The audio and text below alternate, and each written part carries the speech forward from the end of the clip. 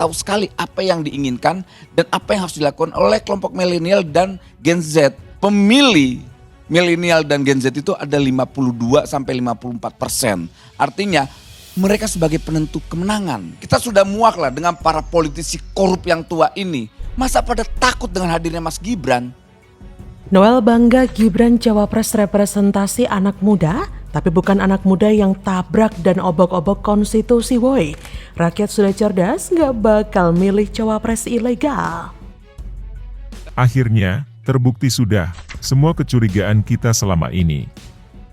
Ketua Mahkamah Konstitusi terbukti melakukan pelanggaran berat terhadap kode etik MK. Mas Wali Gibran Raka Buming Raka memang tidak dikenal sebagai orang yang ramah, apalagi merakyat. Malah sebaliknya, dia ini cenderung dinilai sebagai pemimpin muda yang sombong dan angkuh. Hai, dengar suara JJ di channel Redaksi Jurnal. Ketua Relawan Prabowo 08 Mania, Immanuel Ebenezer, menyebut Indonesia lahir dari peran anak muda seperti Soekarno. Bung Karno telah membuktikan anak muda membawa narasi besar dan lompatan bagi bangsa Indonesia. Begitu juga dengan Gibran Raka Buming Raka. Menurut Noel, Gibran akan membawa harapan dan lompatan-lompatan besar untuk bangsa ini seperti bapaknya. Noel menyatakan negara harus mulai mempersiapkan strategi-strategi konkret untuk mencapai Indonesia Emas 2045. Salah satunya dengan memberikan kesempatan generasi milenial untuk tampil dalam politik. Noel menjamin Gibran akan tegak lurus untuk kemajuan bangsa. Ia memastikan Gibran sosok yang tidak korup, apalagi menyalahgunakan kekuasaan seperti para politisi tua. Noel berharap semua pihak yang mengikuti kontestasi Pilpres agar memberikan narasi-narasi besar dan gagasannya sendiri yang akan diimplementasikan ke dalam program-program yang akan dijalankan apabila kelak terpilih. Memang benar dan sepakat dengan Noel bahwa anak muda sangat berperan besar dalam membawa Indonesia menuju yang lebih baik. Tapi perlu diingat bahwa anak muda yang dimaksud tidak menggunakan kepentingan tertentu, menabrak dan mengobok-ngobok konstitusi untuk meraih kursi kekuasaan. Anak muda yang bisa merubah dan membawa bangsa ini menjadi bangsa yang besar adalah anak muda yang tidak licik, tidak memanfaatkan kekuasaan keluarganya, menabrak aturan, dan lain sebagainya. Jika Gibran disejajarkan dengan Bung Karno, maka melihat realitas saat ini sangatlah jauh. Nggak sudi juga memilih orang yang seperti itu. Terlebih di situ ada Noel pula. Justru saat ini anak muda begitu muak melihat bagaimana adanya praktek-praktek orang dalam di dalam melamar kerja dan mendapat kepercayaan dari pimpinan. Saya kira ini sudah menjadi barang umum bahwasanya pekerja-pekerja di kantor tidak suka dengan privilege orang dalam yang boleh-boleh saja menggantikan posisi mereka yang sudah bekerja lama beberapa tahun. Hal ini terjadi pula di perpolitikan negara Indonesia karena ada orang dalam yang pakai jalur om-om untuk melanggengkan kekuasaan bapaknya. Bukannya bersanding dengan orang baik, dia malah bersanding dengan penjahat hak asasi manusia. Generasi Z tentu paham mengenai konstitusi dan betapa toksiknya orang dalam tersebut.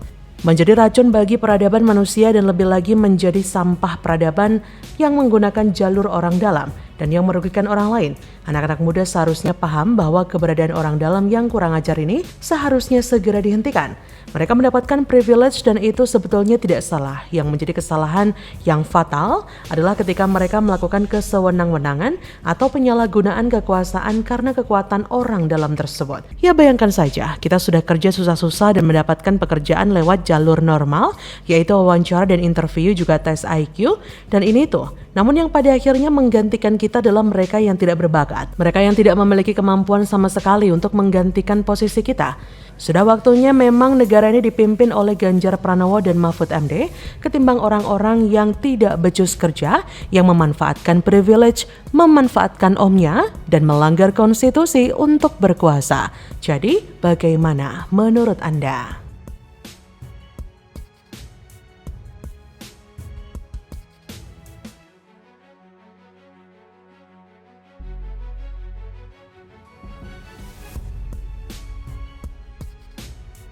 Makan siang ya gratis adalah wujud daripada tanggung jawab pemerintah. Ya, sebetulnya sudah banyak program sekarang, tapi sekarang kita mau langsung ke akar masalah. Seluruh anak-anak kita harus dapat gizi yang baik supaya dia mampu untuk belajar dan kuat untuk menghadapi masa depan. Waduh, bisa ambil keuntungan dalam kesempatan. Prabowo anggarkan 450 triliun rupiah untuk program makan siang gratis. Gibran kebetulan punya catering. Nah, dari semua anomali dan ketidakwajaran ini, maka kemudian muncullah kecurigaan. Jangan-jangan memang ada tangan-tangan penguasa di balik semua ini. Dan kalau ditanya ya, mengapa Gibran terlihat sangat percaya diri? Bahkan bisa dibilang Gibran seperti overconfident. Nah, lantas apa yang membuat Gibran itu bisa seperti itu? Halo, selamat datang di channel Redaksi Jurnal bersama JJ. Politikus Ferdinand Huta Heian menanggapi bakal capres Koalisi Indonesia Maju Prabowo Subianto yang akan menganggarkan 400 triliun hingga 450 triliun untuk program makan siang gratis. Menurut Ferdinand, program tersebut akan membuat Indonesia tertinggal jauh karena banyaknya jumlah anggaran. Ia pun mulai mengingatkan jika Gibran yang merupakan bakal cawapres Prabowo mempunyai bisnis catering. Ia berkata, capres ini akan membuat Indonesia tertinggal jauh karena menggunakan uang 450 triliun tanpa manfaat. Karena melaksanakan ini saja tidak jelas metodologinya ya. Apakah ini akan menjadi proyek bagi catering? Oh ya, Gibran kalau nggak salah punya bisnis catering ya. Ucapnya seperti dikutip dari akun X pribadinya. Sebelumnya, bakal capres Koalisi Indonesia Maju Prabowo Subianto menempatkan program makan siang gratis sebagai program nomor dari program masa cepat terbaik dengan anggaran 450 triliun. Kita hitung kapasitas kita sekarang, saya kira baru kasih 1 kali makan siang atau habisnya ada snack. Saya kira ini sudah prestasi. Menurut saya ya, suatu langkah yang strategis yang cukup menjawab banyak masalah. Hitungan 400 triliun, 450 triliun atau kira-kira 30 juta dolar, kata Prabowo pada Rabu 8 November. Prabowo belum menjelaskan dari mana dana tersebut akan dianggarkan, tapi menurutnya program makan siang gratis untuk seluruh anak Indonesia dapat menyelesaikan banyak permasalahan.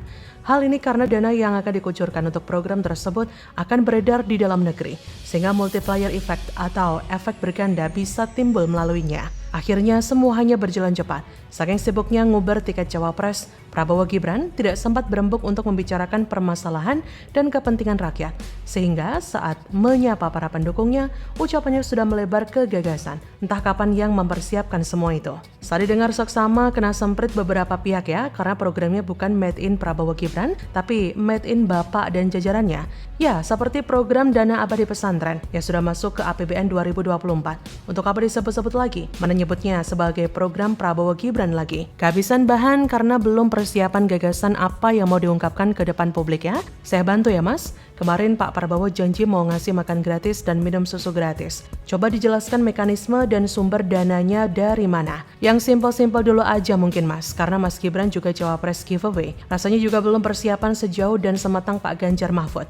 Aduh kok jadi bedain dengan Ganjar Mahfud nih? Jelas beda dong, beda jauh. Dengan kehadiran Mas Gibran sebagai cawapres giveaway rasanya akan menambah keseruan Pilpres. Ya, sampai mana saja anak presiden bisa menunjukkan pengalamannya dalam pemerintahan. Semoga dari kotak giveaway tidak kemudian membuat Mas Gibran menjadi ban serepnya Pak Prabowo. Dan yang terpenting, adakan giveaway juga mas. Biar keseruannya tidak hanya saat paman memuji Anda sebagai wali kota inspiratif di dalam putusan MK. Tapi saat agenda menampung aspirasi dengan penuh keberanian, juga berikan giveaway itu. Atau mau kolaborasi bersama Mas Kaisang untuk sharing pengalaman politik sebelum menghadapi perdebatan publik dan pemaparan visi misi serta program agar kita bisa mengurutkan karir politik kalian berdua. Nanti hadiahnya pisang atau martabak spesial, boleh banget. Harusnya para kontestan yang akan menjadi pemimpin negeri memiliki ide dan gagasan cemerlang untuk memberikan pendidikan politik kepada masyarakatnya, bukan dengan cara membodohinya dengan pepesan kosong yang malah membuat masyarakat berbalik bersikap apatis. Dan yang lebih penting dari itu semua adalah apakah mereka sudah melakukan pembuktian bahwa apa yang sudah mereka lakukan bukan sebatas impian. Menjadi konyol jika apa yang mereka katakan berbanding terbalik dengan apa yang bisa mereka lakukan. Misal program yang hanya menguntungkan usaha pribadi dari Gibran dengan memanfaatkan jabatan. Ini sih kalau menang ya. Yang jelas bangsa ini membutuhkan pemimpin yang memiliki pemikiran dan pandangan futuristik, bukan pemimpin yang memiliki tabiat licik. Bagaimana menurut Anda?